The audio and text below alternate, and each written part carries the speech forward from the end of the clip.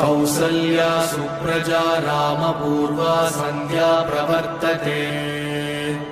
उत्तिष्ठ नरशार्दूल कर्तव्यम् दैवमात्मिकम् कौसल्या सुप्रजा रामपूर्वा सन्ध्या प्रवर्तते उत्तिष्ठ नरशार्दूल कर्तव्यम् दैवमात्मिकम् उत्तिष्ठोत्तिष्ठ गोविन्द उत्तिष्ठ गरुडध्वज उत्तिष्ठ कमलाकान्त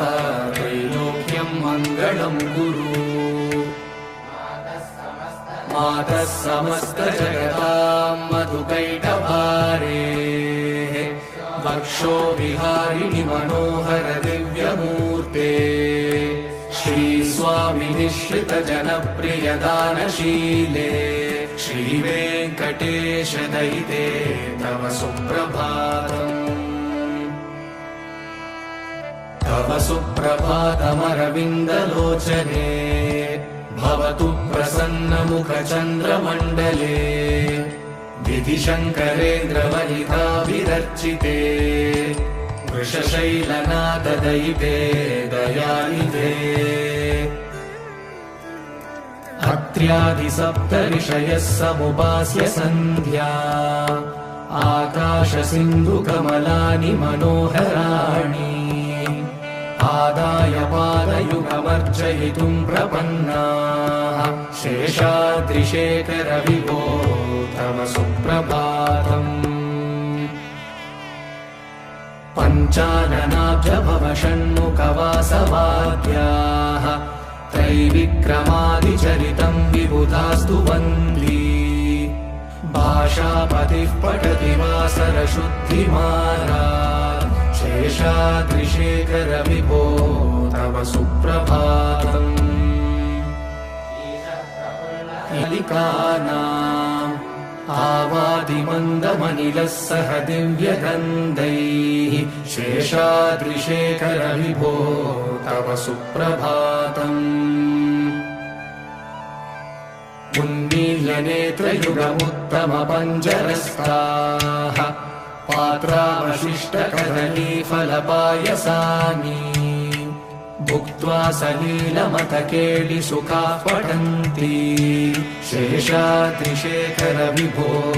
तव सुप्रभातम्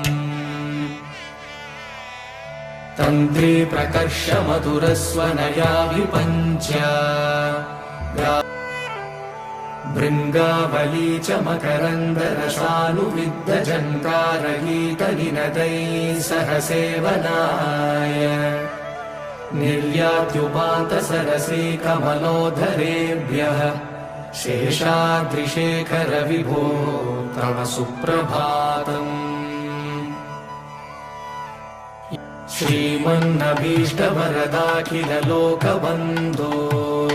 श्री श्रीनिवास जगदेकदयैकसिन्धो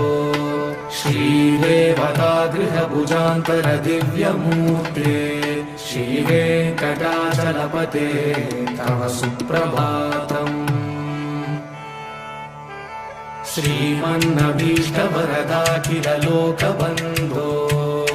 श्री श्रीनिवास जगदे सुप्रभातम् श्रीस्वामि पुष्करिणिकाप्लवनिर्मलाङ्गाः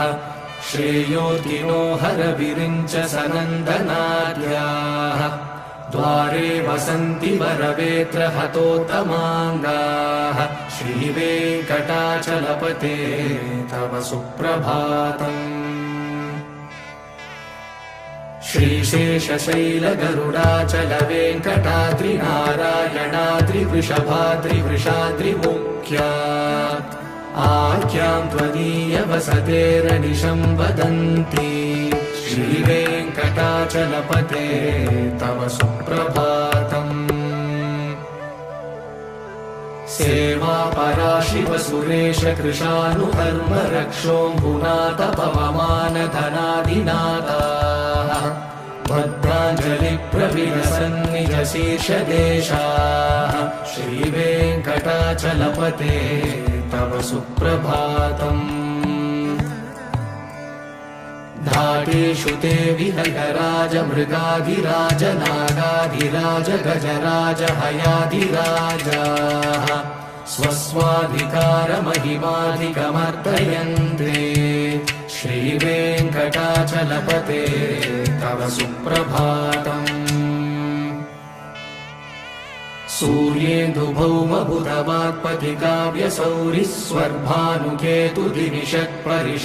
सूर्येन्दुभौमबुधवाक्पतिकाव्यसौरिस्वर्भानुकेतुदिविषत्परिषत्प्रधानाः त्वद्दासदासचरमावधिदासदासाः श्रीवेङ्कटाचलपते तव सुप्रभातम् त्वत्पादधूलिभरितस्फुरितोत्तमाङ्गाः स्वर्गापवर्गनिरपेक्षनिजान्तरङ्गाः कल्पागमाकलनयाकुलतां लभन्ते श्रीवेङ्कटाचलपते तव सुप्रभातम् त्वद्गोपुराग्रशिखराणि निरीक्षमाणाः स्वर्गापवर्गपदवीं परमाश्रयन्तः मर्त्या मनुष्यभुवने मतिमाश्रयन्ते श्रीवेङ्कटाचलपते तव सुप्रभातम्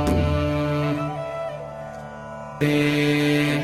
सन्तः सनन्दनमुखास्तव योगिवर्याः धामान्तिके तव हि मङ्गलवस्तुहस्ताः श्रीवेङ्कटाचलपते तव सुप्रभातम् लक्ष्मीनिवासनिरवद्यगुणैकसिन्धो संसारसागरसमुत्तरणैकसेतो वेदान्तवेद्यनिजवैभवभक्तभोग्य श्रीवेङ्कटाचलपते तव सुप्रभातम् लक्ष्मीनिवासनिरवद्यगुणैकसिन्धो संसारसागरसमुत्तरणैकसेतो वेदान्तवेद्यनिजवैभवभक्तभोग्य श्रीवेङ्कटाचलपते तव सुप्रभातम् इत्थं वृषाचलपतेरिह सुप्रभातम् ये मानवाः प्रतिदिनं पठितुं प्रवृत्ताः तेषां प्रभातसमये स्मृतिरङ्गभाजाम् प्रज्ञां परार्थसुलभां परमां प्रसूते इत्थं वृषाचलपतेरिह सुप्रभातम् ये मानवाः प्रतिदिनं पठितुं प्रवृत्ताः तेषां प्रभातसमये स्मृतिरङ्गभाजाम् प्रज्ञां परार्थसुलभां परमां प्रसूते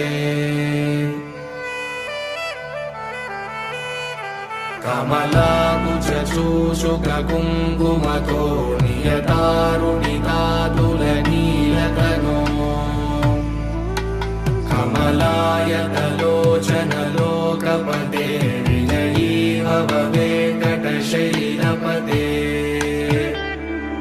कमलाकुचूषुककुङ्कुमतो नियतारुणितातुलनीलतनो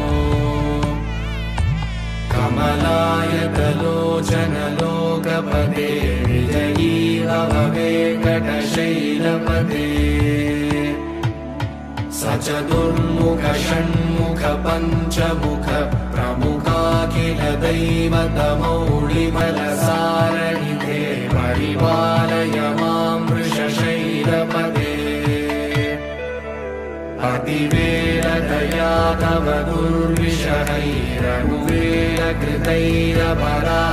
दुर्विषहैरनुवेलकृतैरपरादशतैः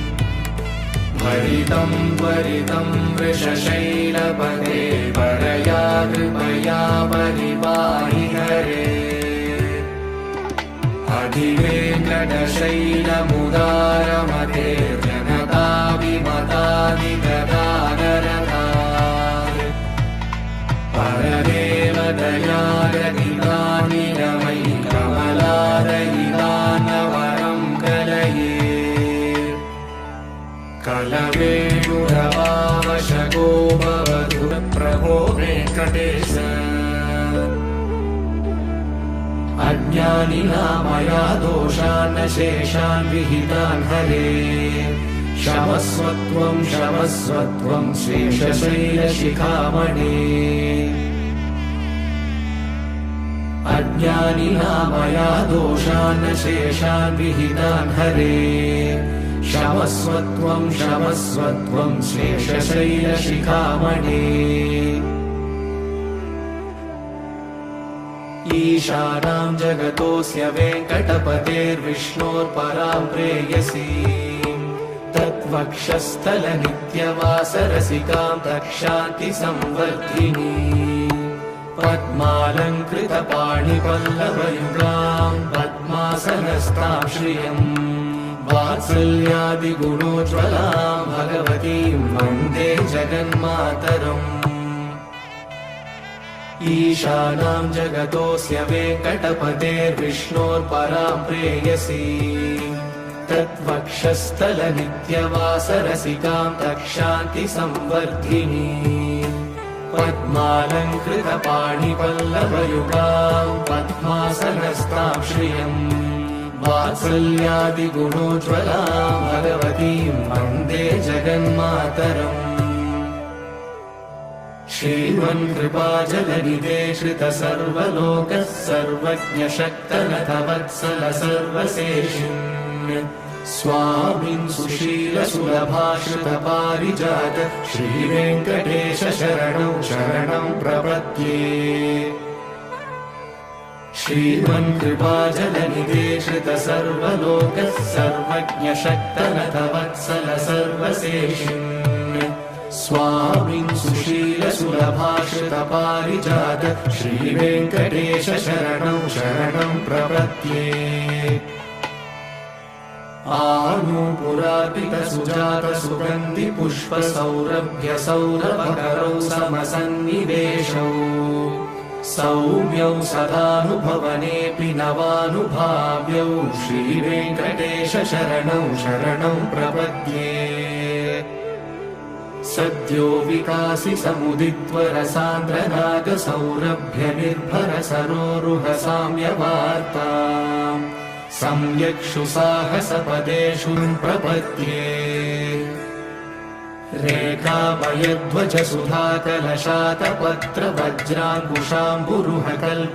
रेखामयध्वजसुधाकलशातपत्रवज्राङ्कुशाम्बुरुहकल्पकशङ्खचक्रैः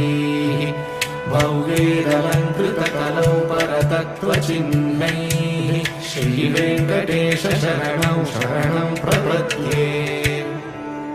ताम्रोदराद्युतिपराजितपद्मरागौ बाह्ये महोभिरविभूतमहेन्द्रनीलौ उद्यन्यकांशुभिरुदस्तशशाङ्कभासौ श्रीवेङ्कटेश शरणं शरणं प्रपद्ये सप्रेमभीतिकमलाकरपल्लवाभ्यां संवाहनेऽपि सपदि क्लममाददानौ कान्ता भवान् मनसगोचरसौ कुमार्यौ श्रीवेङ्कटेश शरणं शरणं प्रपद्ये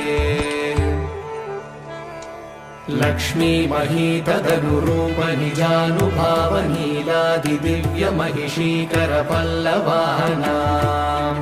आरुण्यसङ्क्रमणतः किल सान्द्ररागौ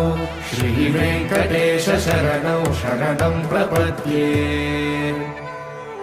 नित्यानमद्विति शिवादिकिरीटकोटिः प्रद्युक्तदीप्तनवरत्नमहः प्ररोहैः नीराजनाविधिमुदारमुपाददानौ श्रीवेङ्कटेश शरणं शरणं प्रपद्ये विष्णोपदे परम इत्युदितः प्रशंसौ यौ मध्ववुत्स इति भोग्यतयाभ्युपातौ भूयस्ततेति तव पाणितलः प्रदिष्टौ श्रीवेङ्कटेश शरणं शरणं प्रपद्ये पार्थाय तत्सदृशसारथिना त्वयैव यौ दर्शितौ स्वचरणौ शरणं व्रजेति भूयोऽपि मह्यमिहतौ करदर्शितौ ते श्रीवेङ्कटेश शरणं शरणं प्रपद्ये मन्मूर्तिकालियफणे विकटाटवेषु श्रीवेङ्कटाद्रिशिखरे शिरसि श्रुतीनाम् चित्तेऽप्यनन्यमनसां सममाहितौ ते श्रीवेङ्कटेश शरणौ शरणं प्रपद्ये अम्लानहृष्यधवनीतरकीर्णपुष्पौ श्रीवेङ्कटाद्रिशिखराभरणायमानौ आनन्दिताखिल मनोनयनौ तवैतौ श्रीवेङ्कटेश शरणौ शरणं प्रपद्ये प्रायः प्रपन्न जनता प्रथमावतार्यौ मातुस्तनाभिवशिशोरमृतायमानौ प्राप्तौ परस्परतुलामतुलान्तरौ ते श्रीवेङ्कटेश शरणौ शरणं प्रपद्ये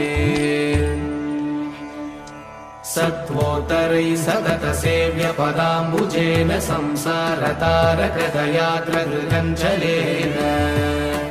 सौम्योपयन्तृमुनिनामवदर्शितौ ते श्रीवेङ्कटेश शरणौ शरणं प्रपद्ये सत्त्वोत्तरैः सततसेव्यपदाम्बुजेन संसारतारकदयाग्रगृगञ्जलेन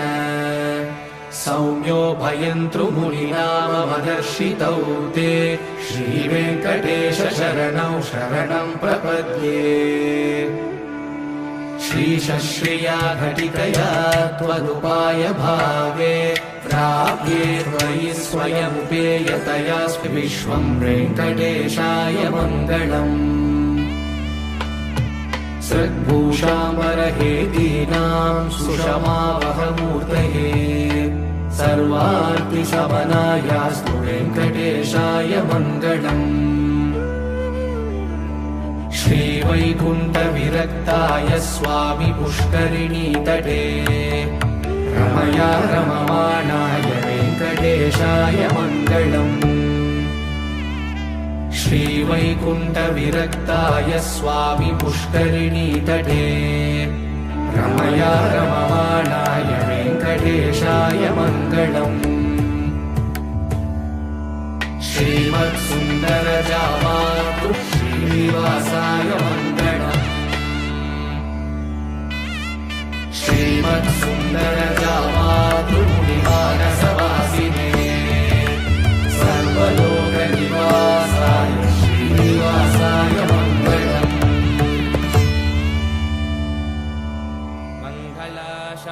मङ्गलाशासनपरैः